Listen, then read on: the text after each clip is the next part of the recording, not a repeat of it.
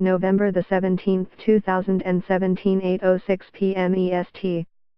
Through their first year in office, the federal liberals sailed aloft in the public opinion polls at more than 45%, on average, roughly 20 points ahead of their conservative rivals.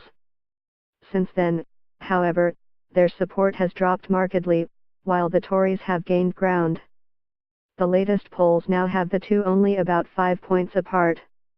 This seems odd, for all the while Liberal support has been slipping, the economy has been roaring ahead. Unemployment, at 6.3%, is not far off its mid-2000s lows. Yet here the Liberals are, despite the hot economy, at distinctly lukewarm levels of support.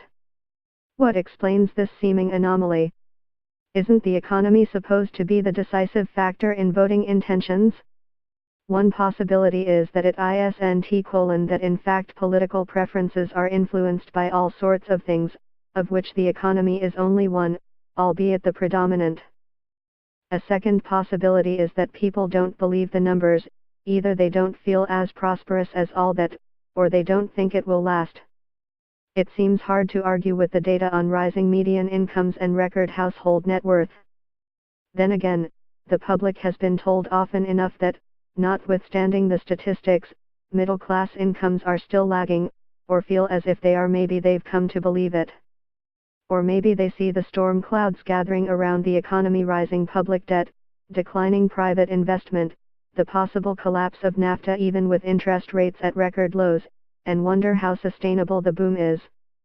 Or maybe, as a new poll for Bloomberg News by Nanas Research suggests, the public doesn't just automatically credit good times to the party in power.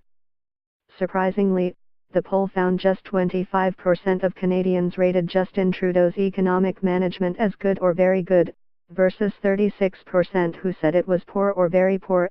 Another 36% assessed it as average. Of course, maybe that just reflects souring public perceptions of Trudeau generally, whose image has taken a bit of a beating of late. It is a delusion in which all the parties collude, and have for decades. Governments, of course, like to claim credit for any jobs that are created, as if they had personally hired every one of them. But the opposition is every bit as much in on the game, as it is equally in their interest to blame every bit of bad news on the government. They may be playing different parts, but both sides are essentially trying to put over the same con, that as the government is in control of the economy, so the economy lives or dies depending on which party is in power. Each party insists that they and they alone have the formula that will cure our economic ills, but they are alike in the belief that such a formula exists, or at least in persuading others to believe it does. The truth is rather different.